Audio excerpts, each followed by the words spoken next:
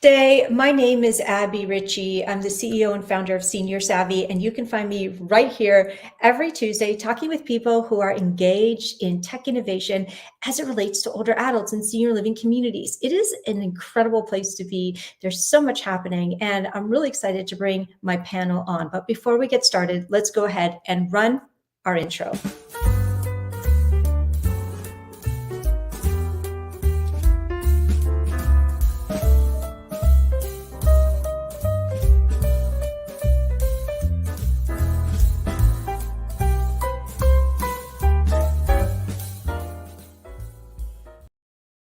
Welcome back to Tech Tuesday. I'm extremely excited to bring my panel on. I'm going to do this one at a time. Majd Alwan, welcome back to Tech Tuesday. It's been a minute.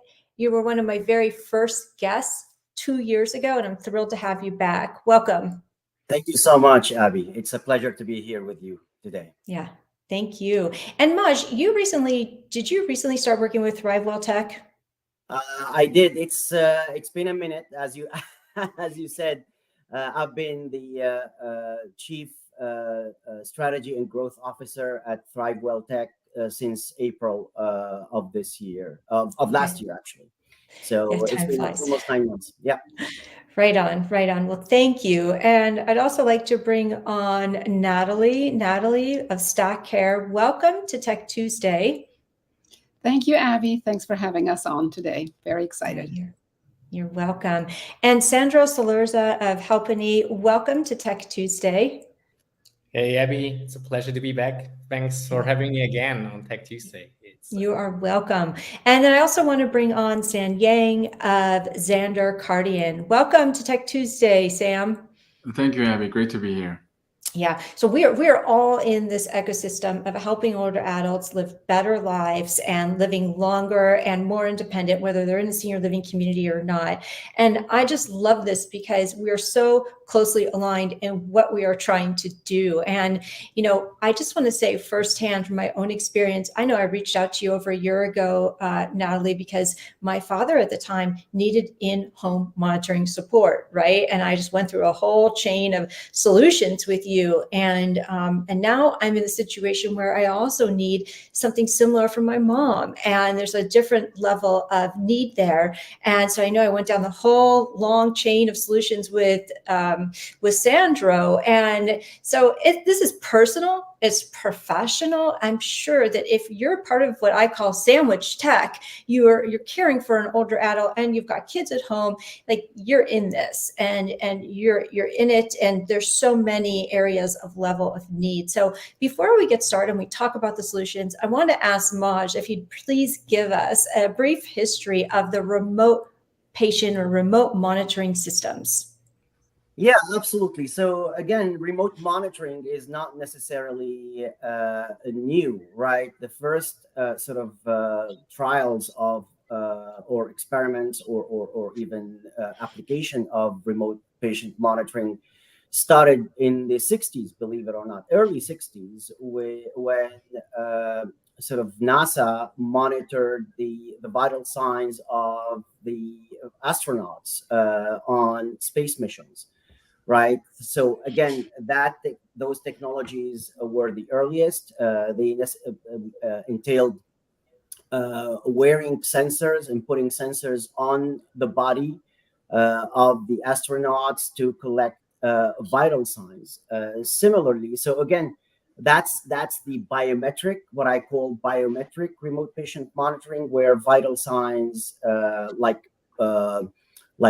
pulse rates, pulse oxygen levels, SpO2, sort of blood pressure, and so on and so forth is collected. There's another sort of genre of remote monitoring that is called activity monitoring or behavioral monitoring that actually also not new, believe it or not, in Australia, in rural areas of Australia, in the early 80s, used motion sensors and sort of embedded in the environment to, again, keep tabs on patients who were at risk and we're sort of frequent flyers of the healthcare system, and in many cases required as being airlifted to reach the closest sort of healthcare centers.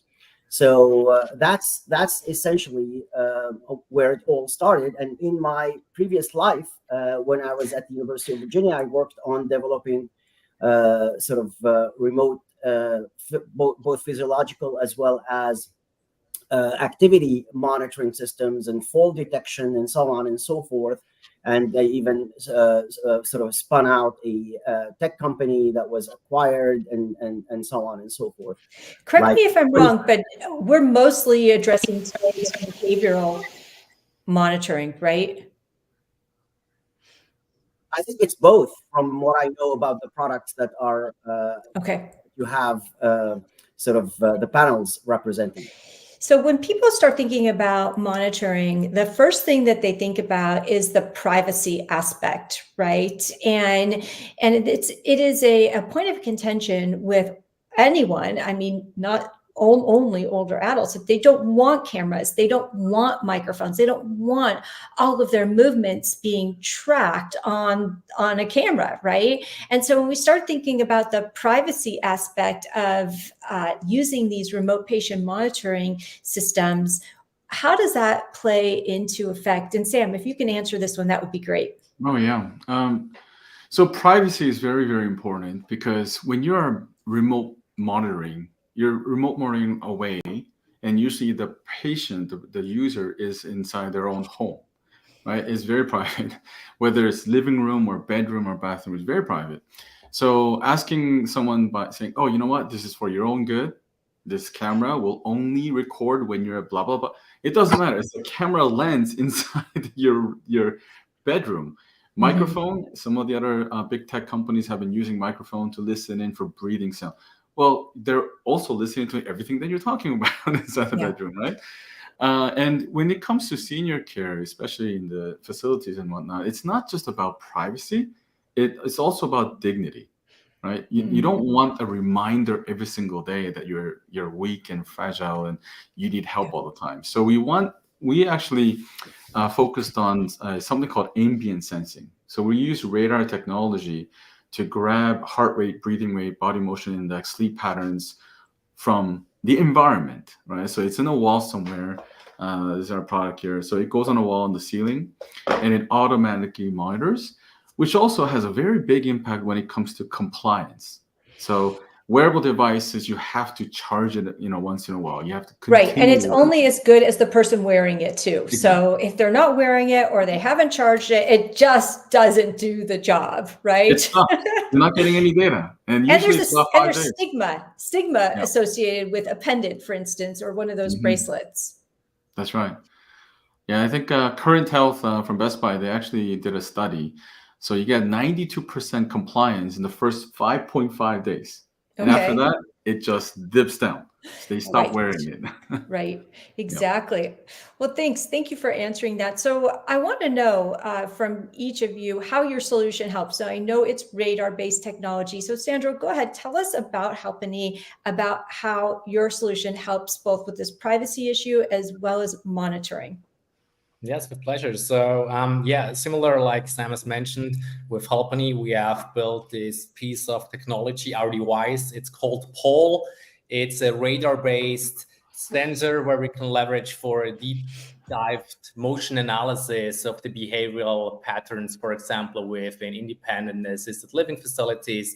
And the focus of Helpany is like providing peace of mind as well to family caregivers, like by connecting them so that they always can know how their loved ones are doing. And if they're like in the situations where they eventually need help, specifically in independent living, like in situation of helplessness.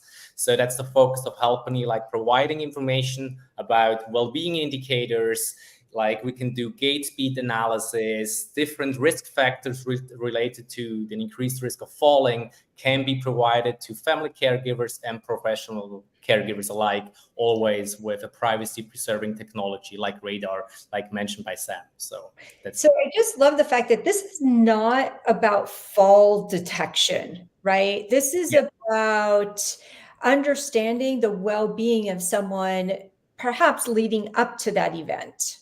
Exactly. So it's really about the motion analysis, because motion is such a powerful information. In the geriatrics literature, often it's even called the sixth vital sign. Like motion, it has a lot of information about undiagnosed health-related problems, more frequent bathroom visits at night, can be an indicator of an increased risk of falling. That's what has been seen as well for ages within the medical space. And now with this 24/7 passive motion sensing technology like radar is providing, those information can be unveiled to inform and empower the caregivers and the seniors alike. Yes. Gotcha. Thank you. And Nathalie, let's talk about Stack Care, please. Right. So we promise similar things as what Sandro just said, and Sam, and even Majd. But what we use these little infrared motion sensors, and they're really small. They're the size of your thumb. It's infrared motion sensors, so it's not radar. That makes it very affordable and very easy also to install, because all we do is we stick them to the wall with a little command strip. We put those in the bedroom, in the bathroom, in the community. Obviously, in a home, we would also put it in the kitchen and in the favorite room. Depends a little bit, but as Sandra was just saying, you can get just a tremendous amount of information just by seeing if somebody is actually using the bathroom, how much are they using it. We can detect UTIs long before they even realize what's going on. That's also part of that information that a senior will not actually tell you. They won't tell you that they've been using the bathroom a lot, because they might not even remember, to be honest. Sometimes they just don't know it. But those are also places where, for instance, falls happen frequently, where somebody just kind of goes into the bathroom at night. And I want to say, for instance, in communities, we've actually looked at the data, and we've often seen that, when the communities, when they do the night check, they open the door. And what happens right after they open the door? They check in on the senior to see if they're doing okay, close the door again. That wakes up the senior. That person gets up, goes to the bathroom, and has an increased chance of fall, and will never be found until 6 hours later when they do the morning check. And as we all know, the longer somebody is on the floor, so while we're not a direct fall detection tool, but if you can find somebody quickly, and if the staff, who oftentimes these communities are understaffed, if they can get that information, there's what we call a bathroom overstay, or there's, high bathroom visit count, or there's no motion in the bedroom, or things like that.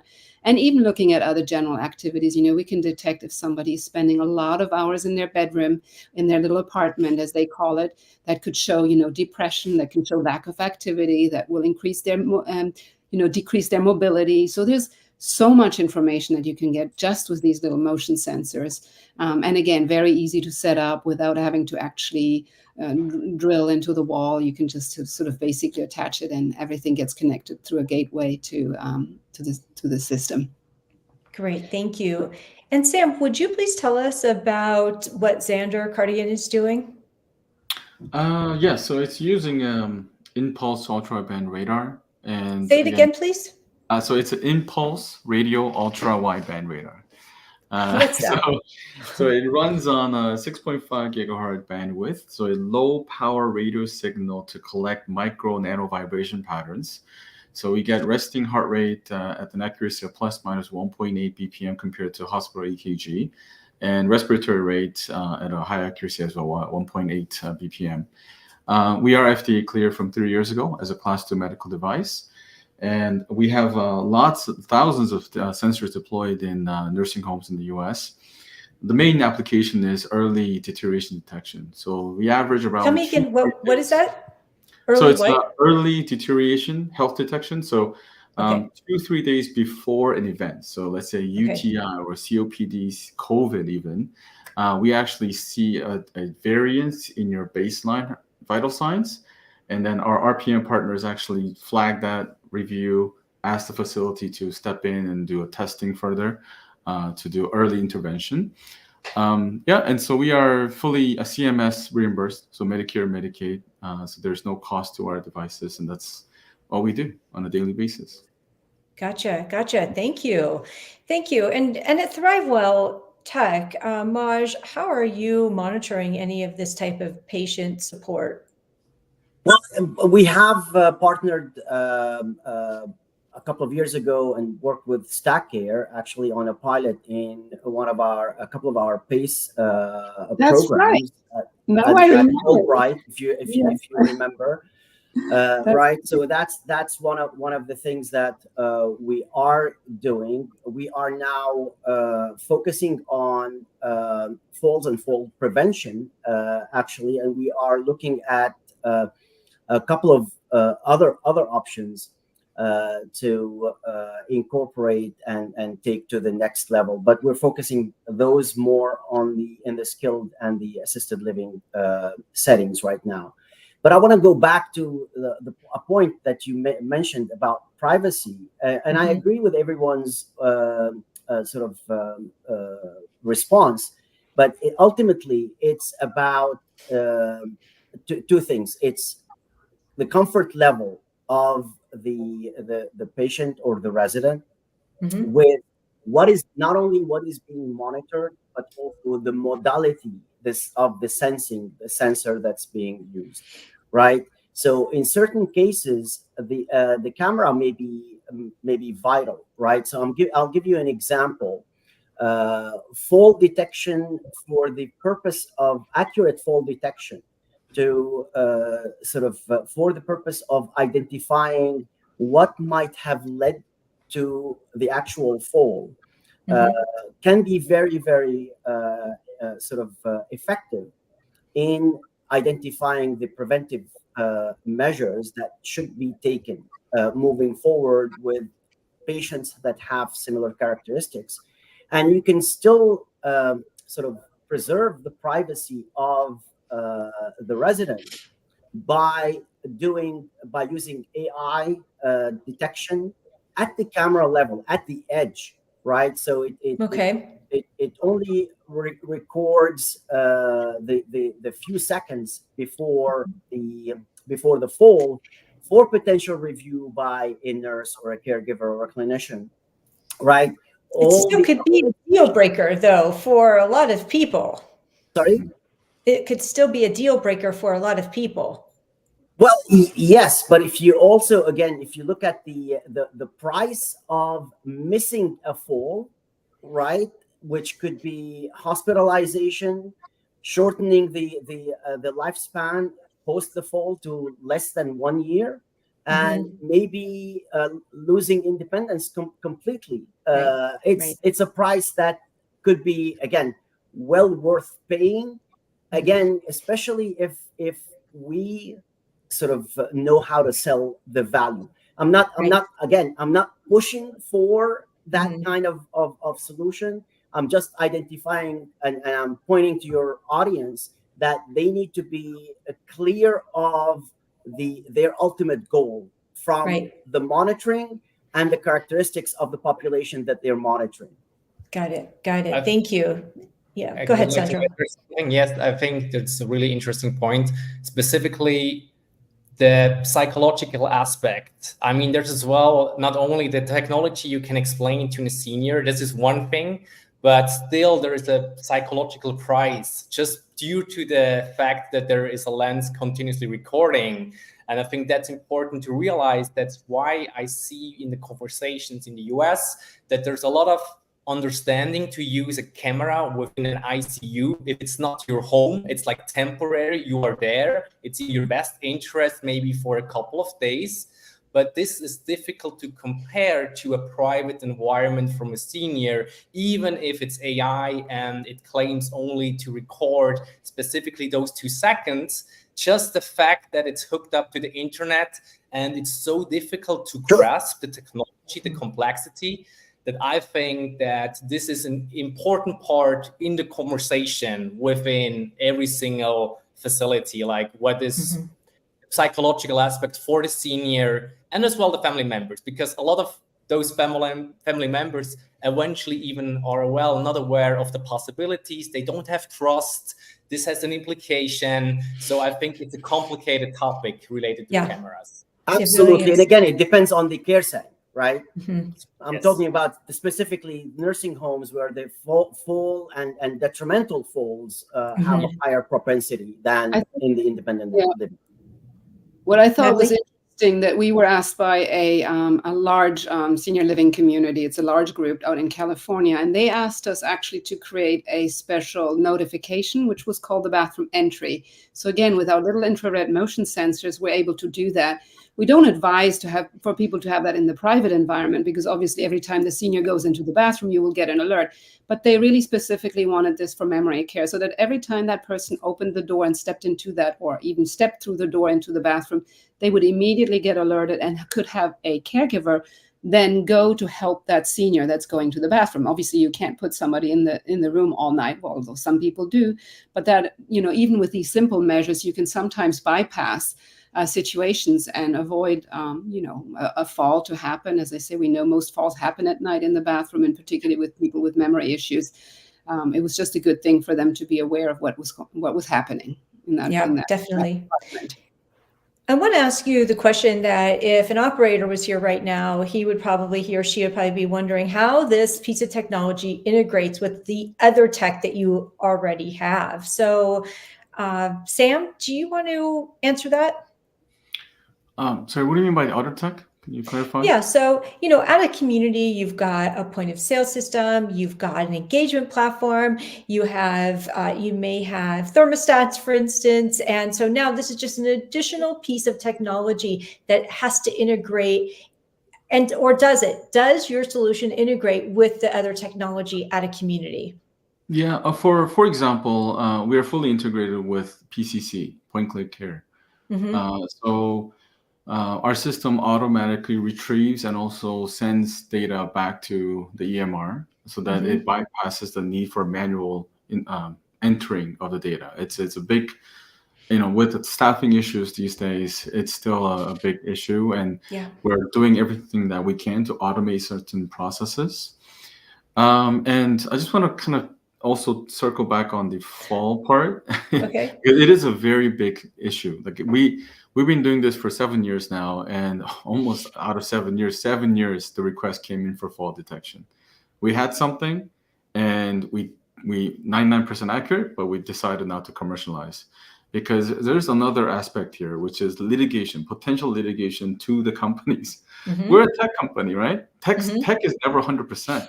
So if you have one mistake, one misdetection, you're in trouble. So going back to other tech here, how do you work together? We've been looking to basically cooperate with other cameras or other sensors, what have you, and say, look, we will do this part. Can you do this part for us? And so we can have a combined solution. Interestingly, we found that by monitoring your vital signs and looking for deviation, 70% of the times that there's a deviation from your baseline, it led to a fall. So it's something that we never noticed. We didn't expect it. So now we're looking at prediction power. So can we predict? Can we flag someone? So going back to what Nathalie was saying, going to help them when they're going to the bathroom. Well, can we actually flag that? Can we actually say, hey, so-and-so is having a deviation. So Nathalie's sensor says, oh, this person is going to the bathroom. But they also happen to be flagged for having deviation score. So let's go, more higher probability to go and help them before they fall. So I think that would be an ideal scenario where we can all collaborate and have the same benefit. Great. And I wanted to know from you as well, is there any piece of this pie in terms of the technology and the innovation that you wish was already invented or already developed because it would make your solution so much better? I actually got that similar question before recently. Okay. Low-cost LiDAR sensor will be perfect. Okay. Yeah. Okay. 3D mapping of the environment and the person. I mean, that's ideal.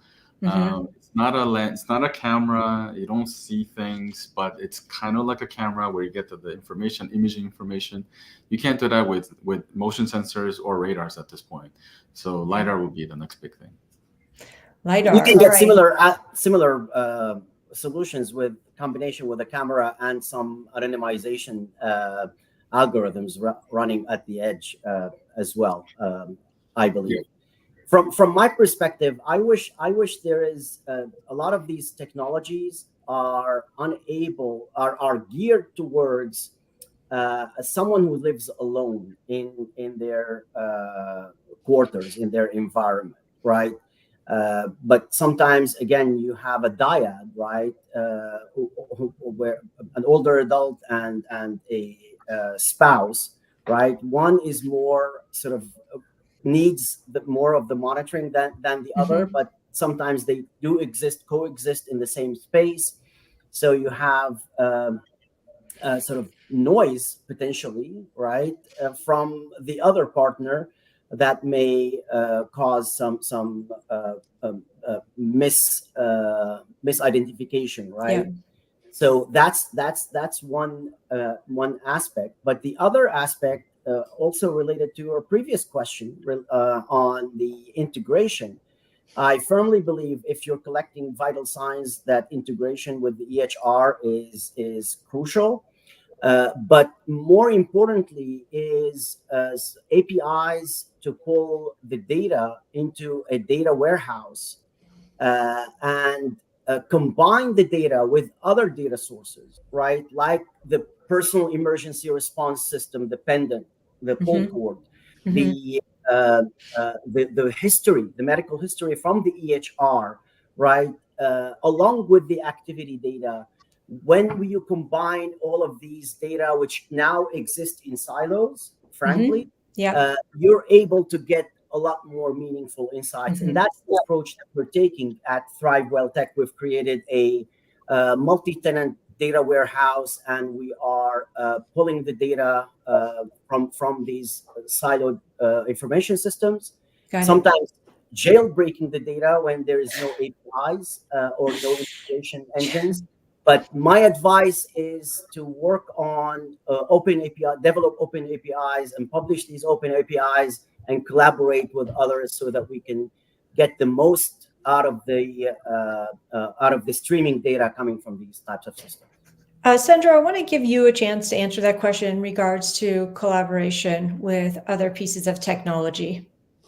Yeah, so you mentioned that, Majd, that open APIs are important. So we are a firm believer of that. And this has been proven, added a significant value to one of our clients, which randomly stumbled upon like an important, let's say, return on invest from a facility perspective. So for example, we can determine human presence within the room. So we have a detailed presence information, and they have like smart thermostat in place, which should do that. They should do and determine human presence. But the problem is that they realize that many seniors keep their radios on or their TVs, and the smart thermostat based on the microphone signatures then determines the apartment is not empty, right? And they start heating and cooling. And then based on our human presence information, we could reduce their energy bill by 5% just by leveraging the human presence and optimize the heating and cooling. And this was a side effect. So they stumbled upon this information through our system, and then we could integrate that, call their open API from the thermostat.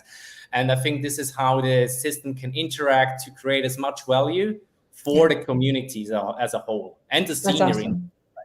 Very interesting. I'm going to steal that idea.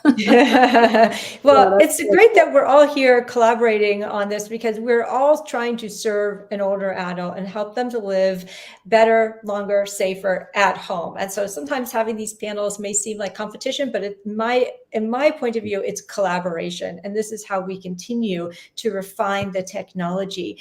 With just a couple of minutes left, I want to give you all an opportunity to let other people know how they can connect with you. So Nathalie, please go ahead. How can people connect with you?